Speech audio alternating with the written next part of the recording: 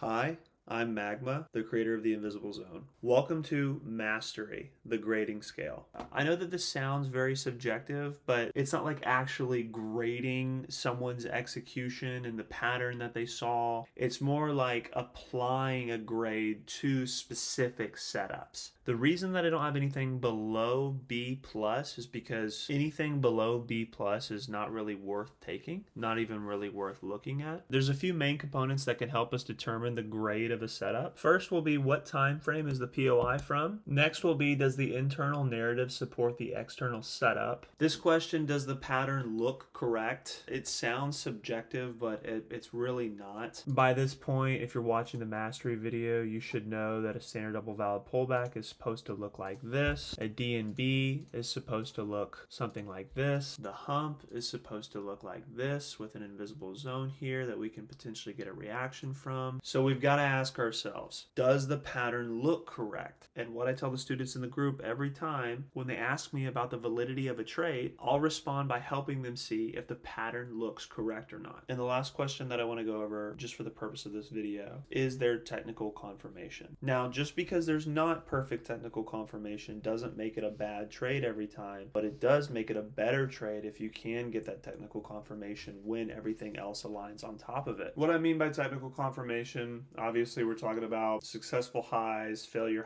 successful lows, failure lows, a true double valid pullback versus one that doesn't have a high or low in between the two. So right off the rip, obviously A plus is going to give the best answer to all these questions. What time frame is the POI from? Maybe a giant 12-minute invis or a 144 clear as day invis. Does the internal narrative support the external setup? Yes. That would be, for instance, you're getting respect on the internal greed boxes. You get bounces off of them as you march down, and then you hit the external and you go sending off in the other direction. That would be where internal narrative is supporting the external setup. Or for instance, you bounce hard off of an internal fear box down to the greed box that you're looking to take the trade from. That's another instance where the internal narrative supports the external setup. Does the pattern look correct? A plus says yes, the pattern looks correct. It looks like a double valid pullback when you want to see a double valid pullback. It looks like a DNV when you want to see a DNV. It looks like a hump when you want to see a hump. In A plus, you're going to get a perfectly validated low and then a perfectly validated high followed by a perfectly validated low that does not close below the first one at all. You're going to get a beautiful long out of your POI and you're going to be rich, right? Now, maybe on an A, you've got almost all the criteria, but maybe the higher time frame POI is just a medium size, run-of-the-mill 12-minute invis. You still have the technical confirmation, you still have some internal narrative support, but maybe the pattern looks a little bit wonky. It's not exactly what you want to see, but it's not different per se. Maybe your second valid pullback looks a little bit like this, right? Or maybe your DNB looks a little bit like this, right? Not as clear, but it still is really good. It's up there, right? And then you've got A minus. Now, A minus is where the reason for taking the trade, the narrative behind taking the trade, especially like the higher time frame POI being there, is all there for you and it all looks great, but maybe you're missing a technical confirmation and you have to take risk off of one pullback instead of two. Maybe your internal narrative was supporting both directions, but you've got a larger box that you're looking to take a trade from. You get that perfect internal confirmation, the technicals are there, the patterns there, but prior to that it was going both ways.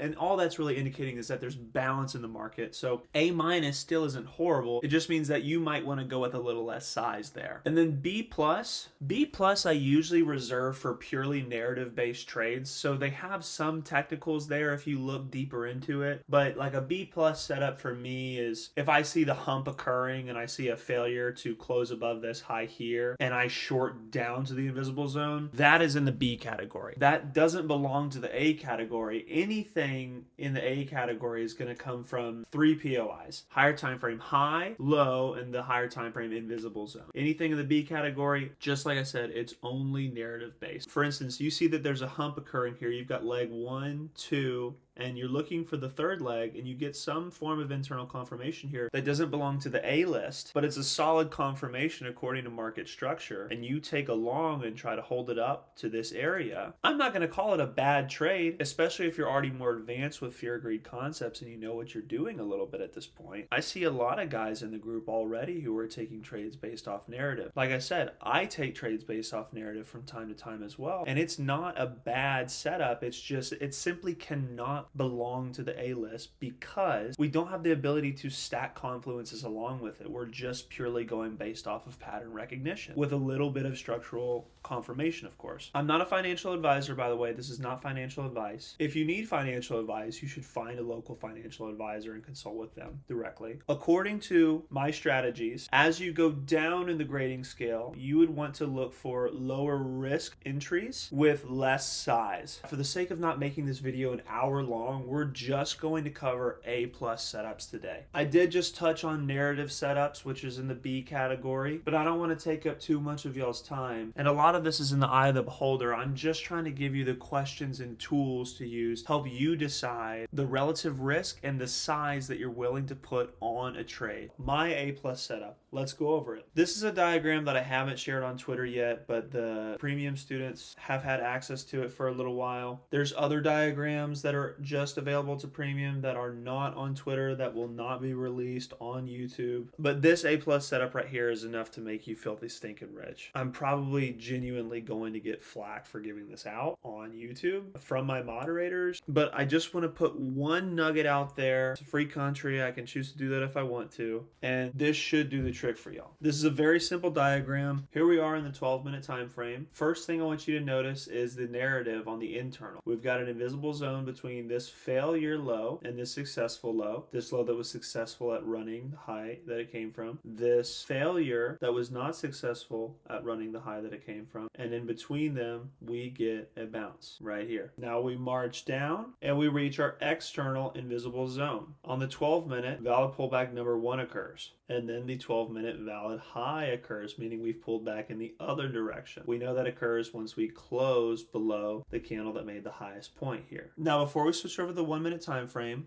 I just want to point out here, if all you've seen so far is you bounce off the invisible zone, you've given one valid pullback on the 12-minute, one valid high on the 12-minute, and now you're coming into the area that the first valid pullback occurs, this is where you're going to zoom into the 1. You've got all the narrative lining up for you. You've got an invisible zone created up here, a fear box that has created gravity for price to head towards. You've seen that greed boxes are currently getting respected. And now let's zoom in here. My favorite setup of all time is when the 1-minute double valid pullback occurs inside of the 12-minute pullback number 1. And what I mean by that is I leave these blue lines here that I have on this 12-minute candle. I leave these lines here, and I'm looking for these lows to occur inside of this low. And the reason I'm looking for that has to do with patterns. If I want my double valid pullback to look like a double valid pullback, then I at least need this second low to come into the vicinity of this first low. And I believe that the best setup occurs whenever this double valid pullback on the 1-minute occurs inside of the candle on the 12-minute that made the first valid low. And that's exactly what we get here. So on the 1-minute time frame, we get a double valid pullback occurring in the same area. That's making our pattern match here. As you can see, we've got a low, a high, and a low that is close to the first low, but it does not close below it. And on the 1-minute in here, that's what's happening right there for the trade. You've got a valid low, then you've got a valid high, and I'm not going to touch on this. If you want to dive deep into this and do some back testing on it, this is just a little nugget for you. Notice how 1 and 2 and 2 and 3 do not commingle. 1 and 3 commingle, but 1 is not commingling with 2, and same for the top of this low and the bottom of this high are not crossing each other. Do with that what you will. I'm not going to get into it. There's no mingling here, and that's a good thing. Anyways, valid low, valid high, another valid low that fails to close below the first valid low. You get a confirmation with the closure of this candle, and you can enter your long right here with your stop loss manually below actually this low, because this is the higher of the two. When you're looking on longs, it's the higher of the two. When you're looking for shorts, it's the lower of the two. Stop loss manual, so if you were to close below this blue line, you're stopping yourself out. And your target can be external, because we're catching the beginning of an external move on the 1 minute time frame. So we're heading up to this fear box right here. Now, I'm not sure if I played price out after this what exactly happened, but I know that boom, we went smack dab in the middle of where we were supposed to go. That's a good TP right there. You probably should have TP'd along the way as well, looking at how many points this is. This is one of the setups that I take whenever you guys see on Twitter, or 100-point move this day, 100-point move that day, 80-point move this day, 2 50-point moves the other day. Brewski's catching 2 100-point moves in the same day. We're getting internal confirmation for an external move. Just one more little nugget I decided to throw in here at the end of the video. So here again on the 12 minute, we have this large invisible zone that we come and tap. We get a bounce from. This bounce gives us a valid pullback. After this valid low, we've got a valid high. And then down in here, let's go to the 1 minute. And you'll notice this is basically the same exact setup. The only thing is that the pattern doesn't look as perfect on this internal double valid pullback. You see price comes here, here, here, but the narrative is the same. And look where the double valid pullback is occurring. You've got your two lows that occur in here. And this isn't the worst pattern in the world, right? Let's drag this up. Is it perfect? No. Does it do the trick? Yes. Your risk is below this low if price comes and closes below here. But still, even then, your target is external. Price comes back and taps that entry multiple times, but as you can see throughout the night, all it is just long, right? Now, I'm not saying this is what you would target. More realistically, you would want to be targeting this opposing zone here. And in that instance, yeah, you would have to hold through a lot of this. But even still, you could take a TP right here at this high for 67 points. You could get in here on the 1 minute and find something that you're comfortable with. These 1 minute invisible zones are beautiful for finding TPs. And even with a conservative one, you can still get many, many points out of them. You can be taking points all along this. I mean, it's really up to you, because the sky is the limit when you have a win rate this high and a strategy this reliable. I want to heavily encourage you to not start rating other people's trades. I made this video just for you to be able to rate your own trades. I don't want to see in the group or on Twitter people commenting to one another saying, oh, that's not A+, or oh, I give that a B- at best, or oh, that's an A-. Well, I like the pattern. I don't want to see any of that. This is just for you. This is not material that you need to be going over and discussing with one another. Just take what you will from it. I just want you to walk away with those 4 questions at the beginning of the video and ask yourself those questions every time you hit a POI that you're looking to take a trade from. You can decide as a trader, do you only want to take A+? Are you willing to take down to A-?